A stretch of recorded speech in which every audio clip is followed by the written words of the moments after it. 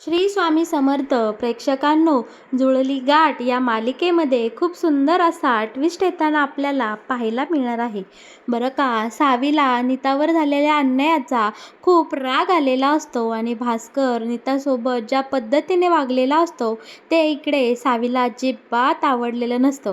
पण आता सावीने मनाशी ठरवलेलं असतं की या भास्करला धडा शिकवायचा म्हणजे शिकवायचा आणि नीताच्या या सगळ्या अवस्थेचा बदला घ्यायचा. आणि यासाठी आपल्या सावीने एक भन्नाट आयडिया लढवलेली असते. ती नक्की काय आणि इकडे सावी कशा प्रकारे भास्करचा बदला घेणार, हे जर तुम्हाला पाहायचं असेल तर तुम्ही आपला हा व्हिडिओ अगदी शेवटपर्यंत पहा, म्हणजे इकडे तुमच्या सगळं काही लक्षात येऊन जाईल. बरं का प्रेक्षकांनो, इकडे मालिकेमध्ये आपली सावी खूप हळवी झालेली असते. तिला तिच्या वडिलांची खूप आठवण येत असते आणि आता वडिलांची आठवण आल्याबरोबर सावीला आठवत असतं की सावीच्या वडिलांना कशा प्रकारे तिच्यासमोर मारलं गेलं आणि त्यावेळी ती तिथे असूनही काहीही करू शकली नाही. या गोष्टीचा एकतर सावीला खूप त्रास होत असतो आणि ती आता इकडे रडू लागलेली असते. आता तिला खरं तर इकडे नीताचा खूप आधार असतो. नीताच्या खांद्यावरती मायेने डोकं ठेवते आणि इकडे तिच्या मनातलं दुःख, जे काही दुःख दाटून आलं आहे ते व्यक्त करत आता इथे रडू लागलेली असते. आणि नेमकं त्याच वेळी तिथे आता हा धैर्य येतो आणि बघतो तर काय, सावीने आता ह्या नीताच्या खांद्यावर डोकं ठेवले. हे पाहून आता इकडे धैर्य सावीला बोलतो की सावी, काय चाललंय इकडे. आता मात्र सावी गडबडलेली असते, कारण तिला आता काय उत्तर द्यावं हे सुचत नसतं. आणि धैर्याच्या पाठोपाठ इकडे अवंतीही आलेली असते आणि आता धैर्य बोलतो, तुमचं नक्की इथं काय चाललंय, माझ्या सगळं लक्षात आलं आहे. आणि हो, तुम्ही माझ्यापासून जी काही लपवाछपवी करताय ते आता सगळं माझ्यासमोर उघड झालं आहे. आता मात्र इकडे सावी घाबरून गेलेली असते. तिला वाटत असतं की ती जे काही वेड्याचं नाटक करते तेच इकडे धैर्याला कळलंय आणि याबद्दलच धैर्य बोलतोय. पण इकडे सावी काही बोलणार तोच धैर्य स्वतःहून बोलून मोकळा होतो की अवंती वहिनी, यासाठीच तुम्ही मला इकडे वरती येण्यापासून अडवत होता ना, कारण इकडे तुम्ही गपचूप गपचूप सावीला गेम खेळायला फोन देताय. मी सावीला फोन देत नाही म्हणून तुम्ही इकडे तिला गपचूप आणून फोन देता. बरं का, आता धैर्याच्या तोंडून हे शब्द ऐकतात आता मात्र या तिघींनीही सुटकेचा श्वास सोडलेला आपल्याला पाहायला मिळणार आहे. आता इकडे धैर्य बोलू लागतो की सावी, मी तुला आपल्या रूममध्ये फोन देत नाही, मोबाईल देत नाही गेम खेळायला, म्हणून तू यांच्याकडे हट्ट करून मोबाईल घेते आणि इथे गेम खेळतेस. आता इकडे सावीच्या हातामध्ये तिचा फोन असतो.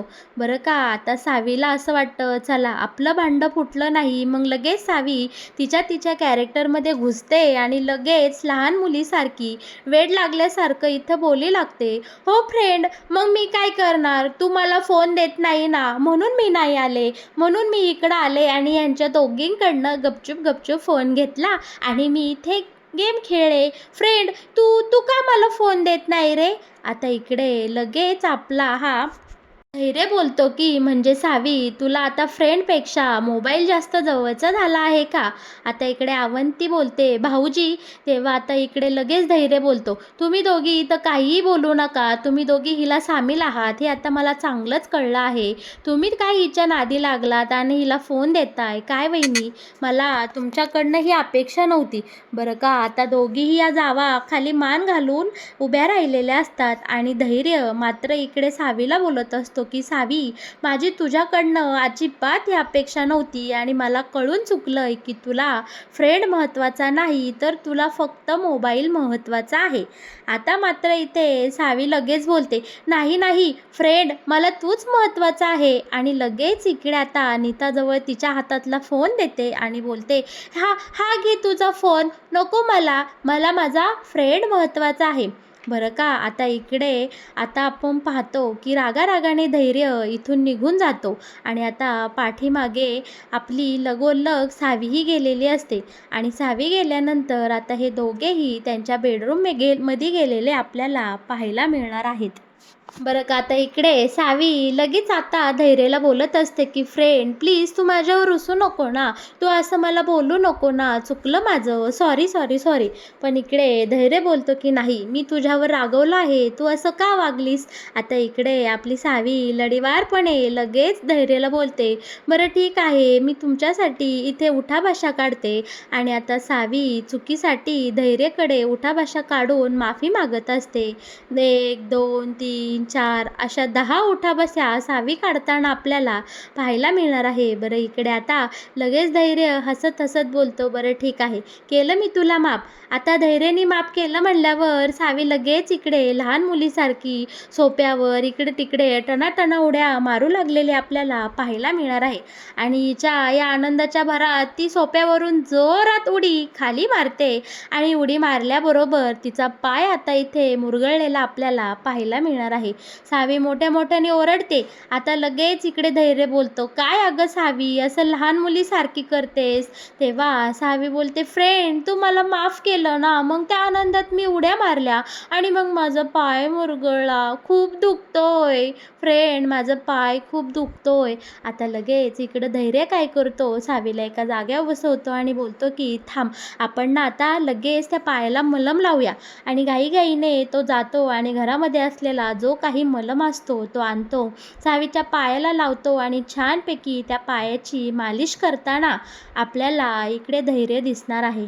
बरं का सावी मनोमन म्हणत असते की धैर्य तुम्ही किती चांगले आहात, तुम्ही तुमच्या घरातल्या इतर भावंडांपेक्षा किती वेगळे आहात हो. इथे आपल्या घरामध्ये तुमची सख्खी भावंड भास्कर भाऊजी आणि दादा हे अजिबात अवंती वहिनी आणि आपल्या नीता वहिनीला इज्जतही देत नाही. त्यात तुम्ही तुम्ही किती आदर करता स्त्रीशक्तीचा, तुम्ही माझं पाय दाबून देतात, मला जखम झाली की तुमचा जीव किती खालीवर झाला आहे, तुम्ही किती चांगले आहात हो. इकडे आता आपली सावी मनातल्या मनात धैर्याचं कौतुक करताना आपल्याला पाहायला मिळणार आहे. बरं का आता इकडे छानपैकी धैर्य सावीला विचारत असतो दुखतंय का, खूप दुखतंय का. सावी बोलत असते हो मला खूप दुखतंय, मला चालता येत नाही. बरं का मग आता आपला धैर्य काय करतो सावीला आपल्या दोन्ही हातांनी उचलतो आणि आता बेडवर घेऊन जाताना आपल्याला पाहायला मिळणार आहे. बरं का आता इकडे सावी आपल्या या धैर्याच्या मिठीत असते आणि ती खूप खुश झालेली असते कारण तिला धैर्य खूप आवडत असतो. जेव्हा धैर्य सावीला खाली ठेवायला बेडवर वागतो तेव्हा इकडे चान्समध्ये चान्स मारत आपली सावी मस्तपैकी धैर्याची पप्पी घेताना आपल्याला पाहायला मिळणार आहे. धैर्याला मात्र हे पाहून खूप छान वाटतं तर ही लगेच बोलते हे तुला बक्षीस दिलं, तू माझी एवढी काळजी केली ना, तू माझ्या पायाला मलम लावून दिला ना, म्हणून मी तुला बक्षीस दिलं. लगेच सावी वेड्याचं वेड पांघरून आपली ती वेळ निभावून नेताना आपल्याला पाहायला मिळणार आहे. दुसरीकडे इकडे नीताकडे सावीचा फोन राहिलेला असतो आणि तिची छान गोंडस मुलगी ते अभ्यासही करत असते. बरं का आता नीताकडे फोन असल्यामुळे ती खूप गडबडलेली असते आणि पाठीमागून लगेच अवंती येते आणि बोलते की काय गं काय झालं, सगळं नीट आहे ना. तेव्हा नीता अवंतीला सांगत असते अहो हिचा आपल्या सावीचा फोन माझ्याकडे राहिला आहे, आता काय करू मी, माझी खूप गडबड झाली, हा फोन जर मी माझ्याकडे ठेवला तर आता हे येतीलच आणि खूप मोठा गोंधळ इकडे होईल, आता नक्की काय केलं पाहिजे काय करू या विचारात या दोघी आता विचारच करत असतात. आणि आपली अवंती नीताला काही सोल्युशन देणार तोच दारात आता भास्कर येऊन उभा थांबलेला असतो आणि भास्कर बोलत असतो काय चाललंय तुमच्या दोघींचं, काय गुलुगुलू चाललंय, आजकाल दोघींच्या खूपच मिटिंगी भरायला लागल्यात, काय गडबड काय आहे.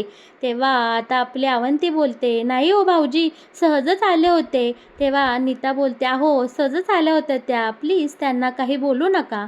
आता लगेच इकडे आपला हा भास्कर बोलतो मग झाली का नाही तुमची मीटिंग. आता इकडे अवंतीला आपली नीता बोलत असते की वहिनी तुम्ही जा तुम्ही या, हे पिऊन आले आहे, उगाच इथे काहीतरी गडबड तमाशा होईल, तुम्ही या. बरं का आता इकडे आपला हा भास्करही लगेच आपल्या अवंतीला बोलतो की मग झालं का तुमची मीटिंग संपली, आता मी आलोय ना, निघा मग आता. आणि गडबडीत अवंती निघणार तोच तिथे टेबलवर ठेवलेला फ्लॉवर पॉट तिच्या हातून पडला असता. त्यात लगेच हा बोलतो, काश्मीरवरून आणलाय, लक्ष कुठं आहे, दादाला सांगितलं पाहिजे, तुमची लय नाटकं चालल्यात. आणि आता हा इकडे अवंतीला ही बडबड करताना आपल्याला पाहायला मिळणार आहे. आता हा आल्याबरोबर अवंती तर निघून जाते, पण याची रूममध्ये आल्याबरोबरच दहशत सुरू झालेली असते. तो नीताला मात्र इकडे बडबड करत असतो, विचारत असतो की तुझ्या हातामध्ये नक्की काय लपवलंय, दाखव बघू, असं बरंच काही. बरं का नीता बोलत असते, नाही हो माझ्याकडं काही नाही, असंच आपलं असाच हात ठेवलाय. पण हा दारू पिल्यामुळे इकडे खूप गडबड करत असतो. बरं का आता घाबरलेली नीता पाठीमागं त्या फ्लॉवर पॉटच्या आजूबाजूला जाते आणि इकडे भास्कर तिला बोलत असतो, हातामध्ये जे काही लपवलंय ते आत्ताच्या आत्ता मला दाखव म्हणजे दाखव. आता इकडे घाबरलेली नीता बोलते की जर हा फोन इकडे ह्यांच्या हाती लागला तर सावीचं भांडं फुटेल आणि हे सगळे मिळून आपल्या सावीला घराबाहेर काढतील. त्यामुळे मला काहीही करून हा फोन लपवलाच पाहिजे. आता इकडे नीता काय करते, तो फ्लॉवर पॉट काश्मीरवरून आलेला महागडा डायरेक्ट खाली पाडते आणि तो फ्लॉवर पॉट फुटल्यामुळे या भास्करचं सगळं लक्ष तिकडं केंद्रित झालेलं असतं. घाईघाईने आता नीता या भास्करचं लक्ष चुकवत मुलीजवळ जाते आणि तिच्या बॅगेमध्ये गपचूप हा फोन ठेवून देते आणि आता मात्र जरा सुटकेचा श्वास घेते. पण इकडे भास्कर हिला बोलतो की हा फ्लॉवर पॉट कसा काय फुटला, कशामुळे फुटला. तेव्हा आता नीता सांगते, अहो चुकून झालं, गडबडीत झालं.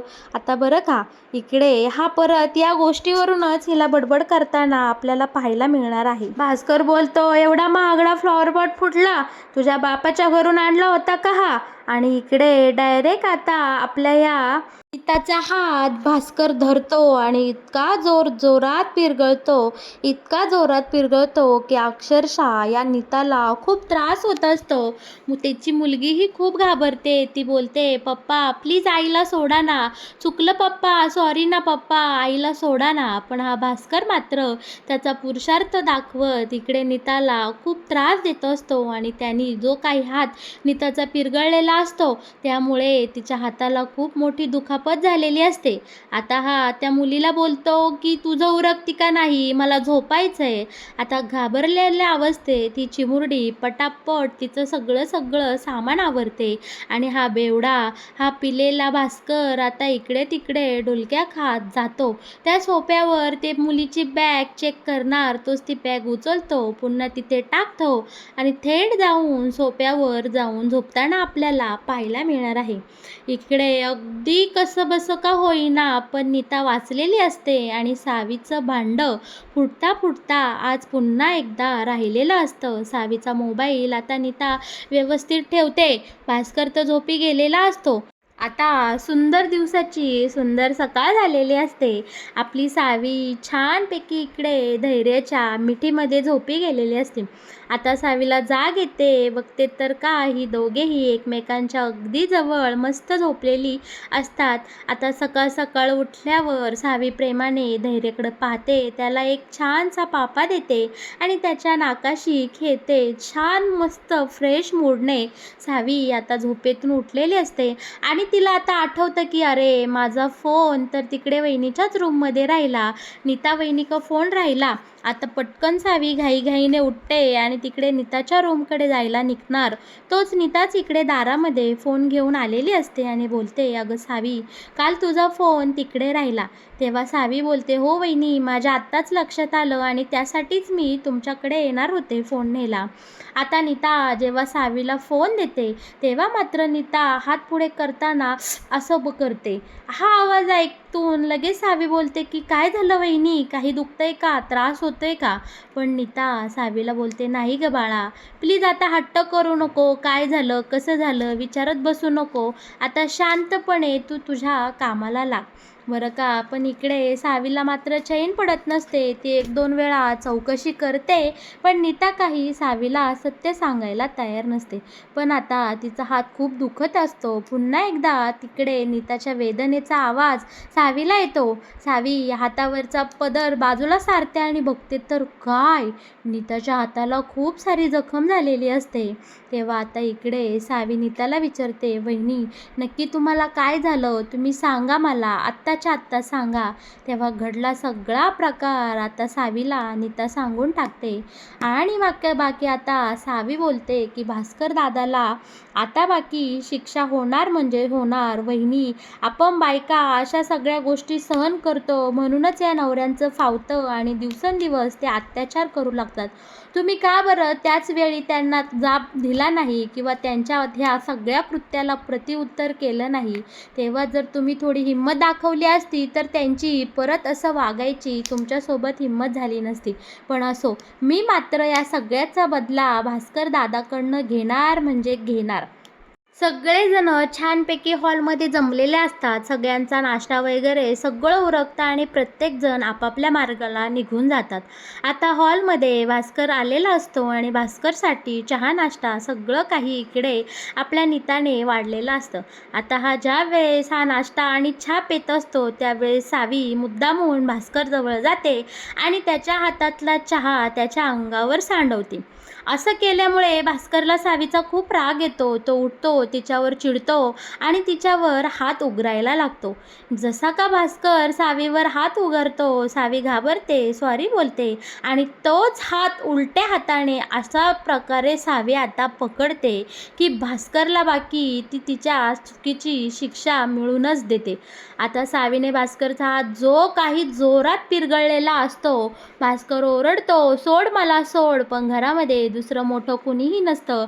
फक्त आपली नीता आणि अवंती असते. पण त्याही किचनमध्ये त्यांच्या त्यांच्या कामात रुळलेल्या असतात. भास्कर इकडे ओरडतो आणि सावी तिच्यात आहे ना तेवढी शक्ती पणाला लावून या भास्करचा हात असा पिरगळते की त्याने नीताचा हात ज्या प्रकारे दुखापती केलेला असतो, इजा केलेली असतो, तितक्याच जोमाने आता सावीने या भास्करला शिक्षा मिळवून दिलेली असते.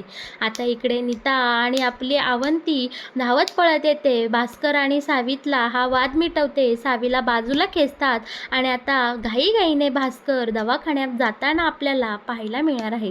भास्करच्या हाताला इतक्या मोठ्या प्रमाणात इजा झालेली असते की त्याला डायरेक्ट हाताला प्लॅस्टर चढवावं लागलेलं असतं. अशा प्रकारे आपल्या सावीने नीतावर झालेल्या अन्यायाला वाचा फोडलेला आपल्याला पाहायला मिळणार आहे आणि आपल्या नीताला तिने कशा प्रकारे न्याय मिळवून दिला हे तर तुम्ही पाहणारच आहात. तर मग प्रेक्षकांनो, कसा वाटला तुम्हाला जुळली गाठ या मालिकेत येणारा हा नवीन ट्विस्ट? या मालिकेचे असेच नवनवीन अपडेट जर तुम्हाला जाणून घ्यायचे असतील तर तुम्ही आपल्या या व्हिडिओला नक्की लाईक करा. आणि हो, या मालिकेचे असेच नवनवीन अपडेट तुम्हाला सगळ्यात आधी जाणून घ्यायचं असेल तर आपल्या या चॅनलला सबस्क्राईब करायला अजिबात विसरू नका. धन्यवाद.